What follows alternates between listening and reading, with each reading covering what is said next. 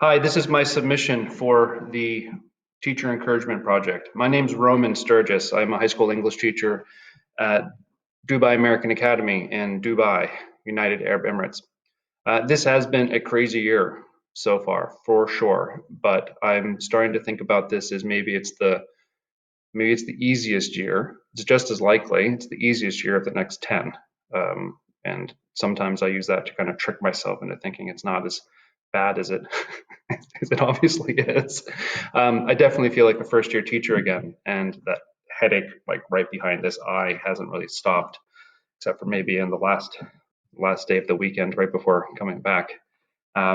Late nights, lots of just seems like I'm not as efficient as I'm used to being, which is super frustrating because I thought that I had started to get pretty good. I thought that I was getting more productive as a teacher, but now it's almost like I'm back to square one.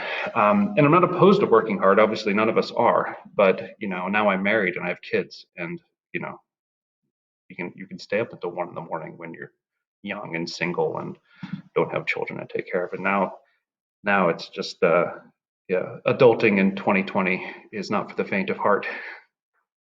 I'm glad for the opportunity to be forced to change my practice though, because I think that a lot of what we're doing now is probably where our profession is going to be going, over the next, 10, 15 years, whatever it may be. And I hope to be teaching for at least another 25 years. So being forced along with everyone else to learn how to use this stuff, I think is probably going to be a net positive for us. But it's also getting us another net positive, I would say, is it's getting all of us, anybody who's got kids in school or who works in schools, or people who have employees that have kids that need to go to school.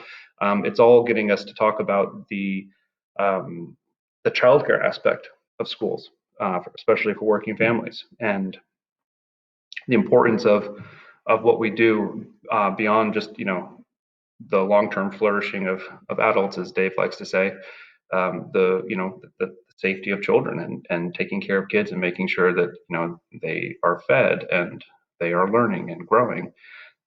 This is this discussion is taking a new direction now with lockdowns and online learning.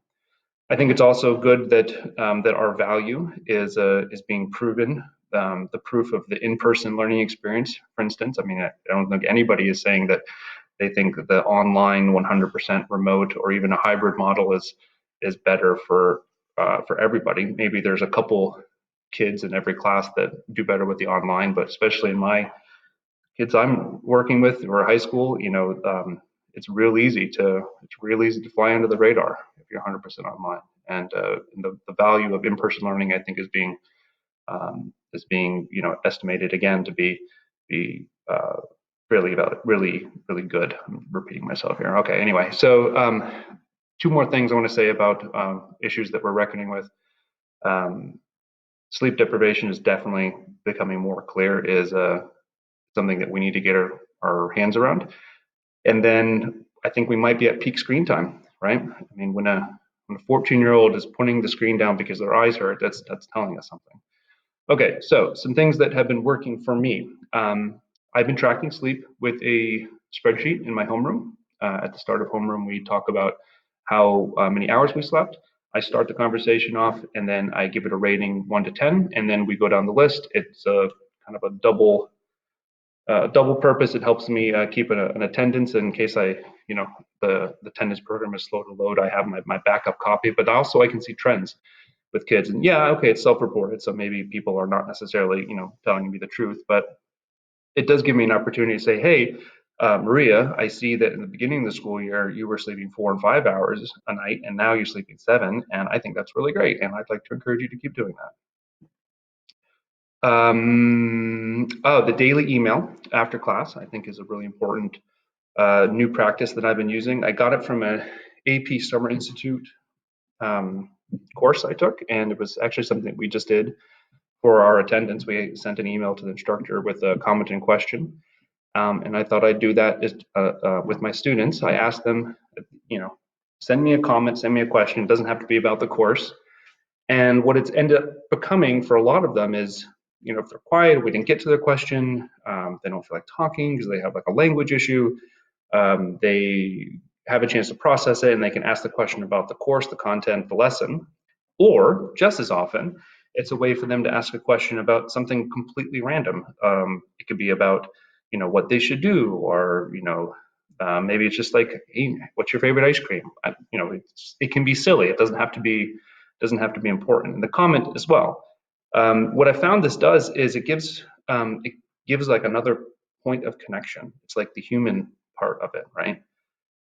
A lot of kids aren't actually ever on campus. I don't see them in our hybrid model. They're 100% online. And in the beginning of the school year, especially when you're building those relationships, it's like those small conversations you might have in the hallway, which aren't happening. This is a way for that to happen a little bit. And I definitely would like to recommend using Screencastify to give audiovisual feedback.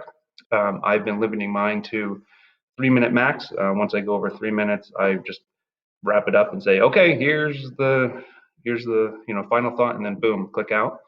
And I do my feedback without a mask, because most of the time kids are seeing me with a mask, unless I'm, if I'm under the weather and teaching from home. If I'm on campus, I'm usually wearing a mask. Don't tell anybody I'm on campus now, but it's also the weekend and nobody's here. So I think not wearing a mask is important so they can see all the information that happens here. I think there's a lot of, like, our monkey brain, I think, is used to seeing this is information. And I don't know how much of it's conscious. Most of it might be unconscious. And I wonder if actually the headache, the extra strain in our brains is coming from having to, our brains are working overtime to interpret communication just from like half from this part. So yeah, that's neither here nor there. This is the most important thing. This is the most important thing. So Daniel Coyle, this is the website. You should go to it. And I think I got this through a PD I did with Dave. Maybe it was a student motivation course, or maybe it was in these 6 things. I'm not sure. But the study is smart people wanted to figure out how to make feedback better for kids. And they found that if you say these magic words before you give them the feedback. So before, I guess originally they had it right across the top of the page, but I'm saying it at the beginning of my feedback for the Screencastify app. I'm giving you these comments because I have high expectations and I know that you can meet them. And it's like hypnotic or something. It works. It definitely works. I noticed that as soon as I release the grade, release the comment, I'm not getting emails back whining about the grade, looking for another point. The emails coming back are, thank you, Mr. Sturgis. I'll try harder, which was like amazing to me. Okay, so take care of yourselves and remember to keep carrying the fire.